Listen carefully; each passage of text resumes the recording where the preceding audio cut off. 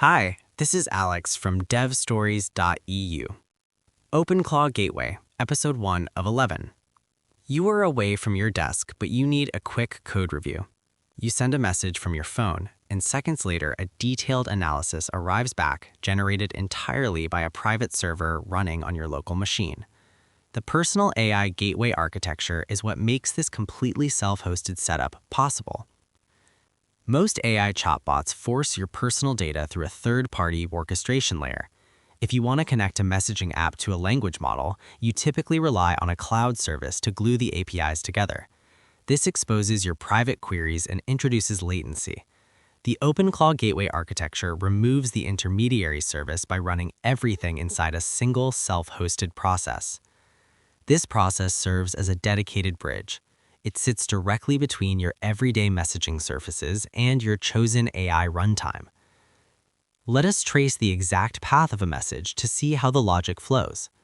You send a code snippet from your phone using WhatsApp. On your local machine, the gateway process is already running. It maintains persistent connections to your messaging apps using specific libraries. For WhatsApp, the gateway uses the Bailey's library to manage the direct socket connection. For Telegram, it relies on the Grammy framework.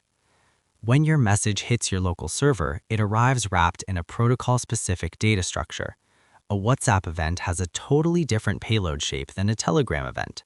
The gateway immediately parses these incoming messages. It strips away the platform-specific wrappers, extracts the raw text and the sender identifier, and packs them into a standardized internal object. Here is the key insight. By the time your message reaches the AI runtime, the engine does not know where the text originated. The runtime operates completely independently of Bailey's or Grammy. It only sees a clean, uniform request. The AI processes your code snippet, generates the review, and hands a plain text response back to the gateway. The gateway then reverses the flow. It checks the origin marker attached to the initial request. If you asked the question via WhatsApp, the gateway formats the AI response into a Bailey's-compatible structure and pushes it over the socket directly to your phone. If the request came from Telegram, it uses Grammy to dispatch the reply. Keeping all of this within a single self-hosted process drastically reduces operational complexity. You don't need to deploy multiple microservices, configure message queues, or expose local endpoints to external webhooks just to route a text. One isolated application manages the network sockets, executes the normalization logic, and invokes the AI engine.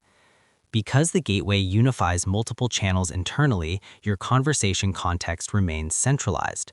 You can start troubleshooting a bug on Telegram while walking and ask a follow-up question later on WhatsApp.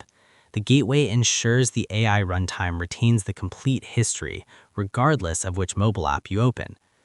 The most significant advantage of this architecture is absolute control over your inputs and outputs across any messaging interface, entirely on your own hardware. If you enjoy the podcast and want to support the show, you can search for devstories.eu on Patreon. That's all for this one. Thanks for listening and keep building.